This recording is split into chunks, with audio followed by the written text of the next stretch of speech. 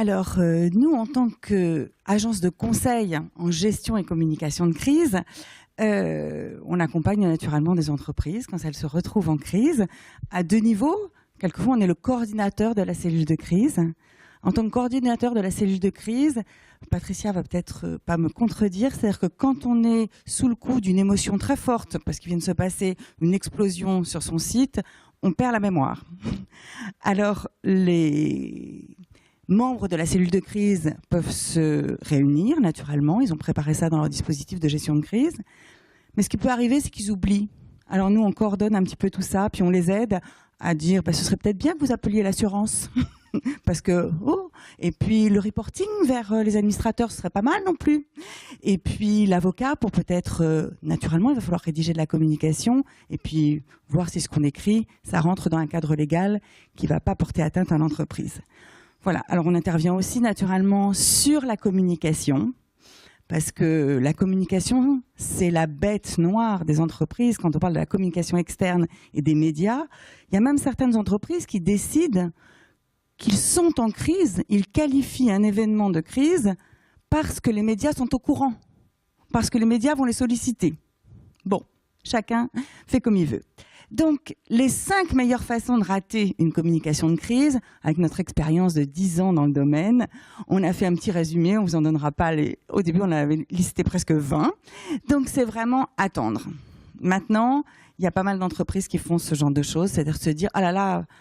On attend parce qu'on n'a rien à dire. C'est pas parce qu'ils sont de mauvaise volonté, mais on n'a rien à dire. Qu'est-ce qu'on peut dire? Les médias nous sollicitent, on ne sait pas quoi dire. Alors, nous, on préconise naturellement le message d'attente, celui qu'on a sous le coude, qui va être très factuel et qui va permettre naturellement de donner un premier message pour montrer que dès les premiers instants, l'entreprise prend en considération et prend la mesure de ce qui vient de se passer, naturellement. Voilà. Ensuite, il y a aussi le déni. Alors là, les autres intervenantes en ont parlé pas mal. C'est vrai que souvent, ça ne peut pas nous arriver. Les premières parties de la réunion de la cellule de crise, c'est de dire c'est pas possible que ce soit chez nous. Alors, une explosion, on la voit quand même par la fenêtre, mais il y a tout un tas d'autres sortes de crises. C'est pas possible. On a tout fait. Bon, c'est pareil, hein. C'est toujours fait avec... on se dit oui, c'est sûr, on a fait tout ce qu'il fallait. Il y a beaucoup d'entreprises qui font beaucoup de choses en prévention. Et quand elles se retrouvent dans cette situation, elles ont un petit peu du mal à ouvrir les yeux et à se dire oui, ça nous arrive à nous aussi. Donc, ou bien c'est le déni, ou bien on minimise. Si on prend quelques petits exemples, Volkswagen, par exemple, avait un petit peu minimisé les choses. Hein, c'est-à-dire, oh oui, on a merdé, c'est ce qu'ils ont dit. C'était quand même beaucoup, pas forcément ce que les gens attendaient. Voilà. Donc quand le DG arrive et la première prise de parole, c'est juste de dire, écoutez, c'est pas très grave, on a merdé. Bon. Alors ensuite, il y a quelque chose d'autre qui se passe, c'est accuser les autres. C'est pas de notre faute. Il y a un cadre réglementaire qui est beaucoup trop strict. Alors nous, on a du mal à le suivre.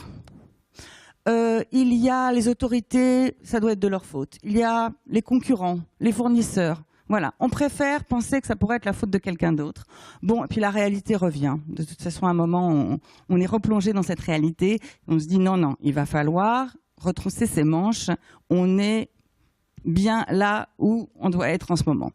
Après, il y a mentir. C'est vrai qu'il y a des entreprises qui mentent. Ça, c'est l'effet boomerang. Avec maintenant la possibilité d'interroger tout le monde. Vous parliez des salariés, mais quelquefois, on va même chercher les anciens salariés pour pouvoir les interroger et leur dire « mais c'est bien passé ça ». Ah bah oui, naturellement. Et puis les lanceurs d'alerte qui vont commenter ce qui se passe quand il y a une crise. Vous avez tout un tas de gens qui commentent et qui ont des choses à dire. Donc, voilà comment ça se passe. Donc du coup, le mensonge, illico presto, paf, retour dans les gencives. Voilà. Et puis aussi choisir le mauvais porte-parole. Je sais pas, on a vécu cette crise Lactalis, ça en est un exemple. Il y a des bébés qui sont à l'hôpital, hein, généralement protéger les nourrissons, ça fait quand même partie des choses primordiales dans la vie. Et puis il y a des bébés qui sont à l'hôpital, des familles qui sont très inquiètes. Et puis on sort le directeur de la communication, qui n'a pas forcément tellement envie de parler. Donc là, la prise en compte de la mesure de la crise, elle n'a pas été totalement bien prise en compte dès les premiers instants. Voilà.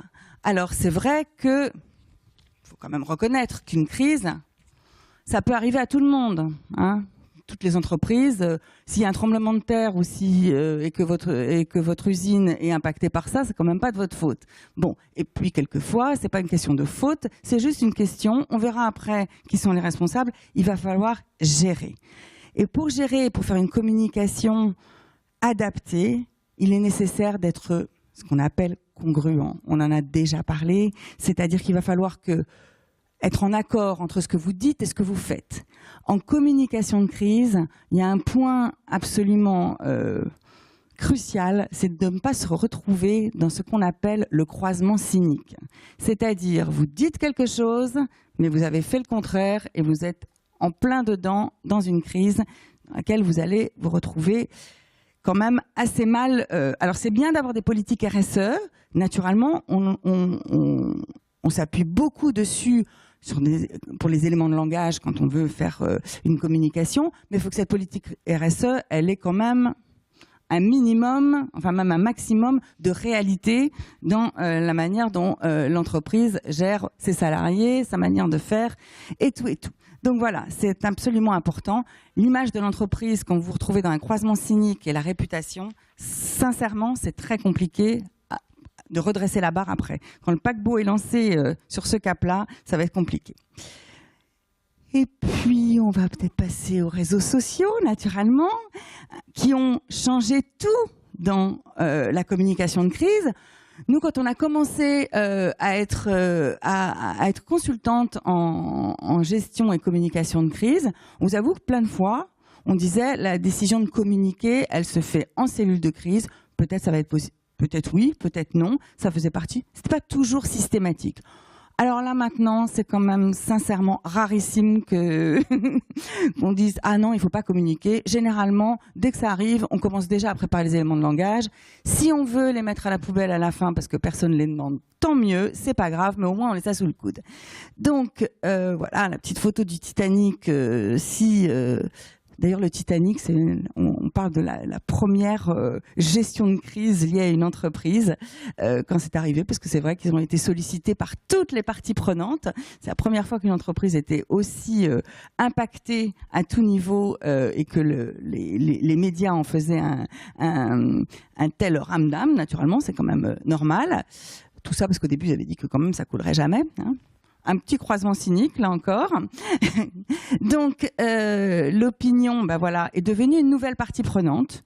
Donc ça, c'est vraiment clair qu'on peut citer un exemple qui est absolument incroyable, qui a eu lieu l'année dernière, vous devez vous en souvenir, avec United Airlines. Je ne sais pas si vous vous souvenez, il y a une personne qui a été sortie de l'avion, traînée sur le sol par l'équipage, parce que l'avion était en surbooking, que naturellement, en respectant les procédures, ils ont dit on vous offre $500 pour sortir de l'avion.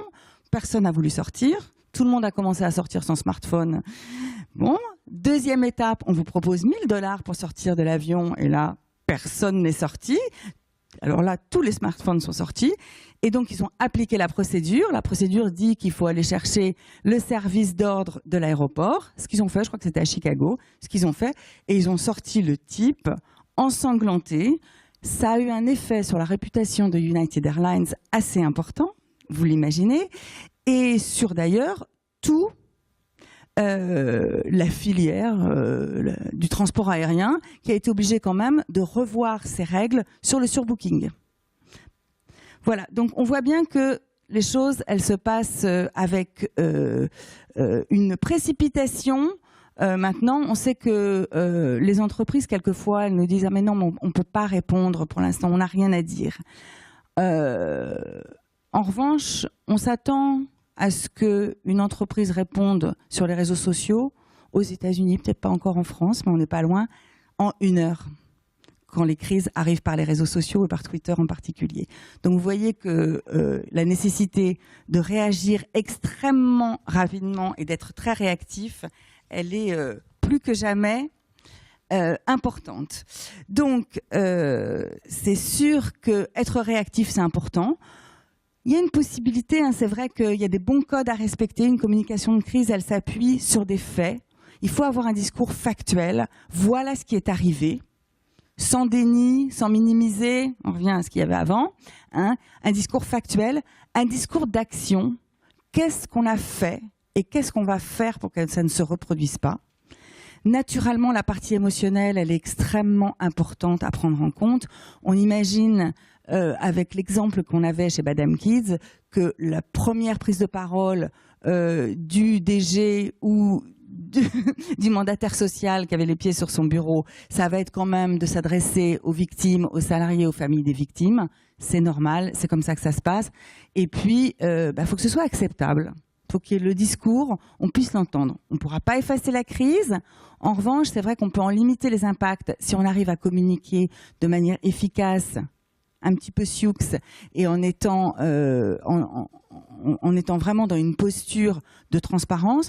On s'aperçoit souvent, pas de transparence forcément, parce que transparence, c'est un grand mot, mais peut-être au moins de sincérité. Quand vous dégagez une certaine sincérité, ça passe déjà beaucoup mieux. On voit souvent les entreprises, quand elles essayent de rédiger des communiqués de presse parce qu'il leur arrive quelque chose, au bout d'un moment, elles font quand même la promo de leur entreprise. Ah ben oui, mais on est quand même les plus forts. C'est pas le moment. Il faudra le faire après, à un autre moment, quand ça ira mieux. Pour l'instant, on est vraiment sur la défensive. On essaye de faire en sorte que on explique ce qui se passe. On est factuel, sincère. La sincérité, elle est importante. Je ne sais pas si vous avez vu Mark Zuckerberg dans ses différentes interviews. C'était du grand art de la communication de crise. On était vraiment dans tout ce qu'il y avait de plus pointu en communication de crise. Le problème, c'est que la première fois, c'est passé, puis après, on commence à voir que c'est quand même un peu un robot et que ça devient, la sincérité, elle est un petit peu loin et on commence à ne plus y croire. Donc c'est quand même important d'incarner, on revient toujours à des mots-clés qui ont été prononcés par tout le monde, incarner un véritable discours qui soit cohérent, en cohérence avec les valeurs de l'entreprise, pour pouvoir se sortir d'une situation un peu délicate naturellement.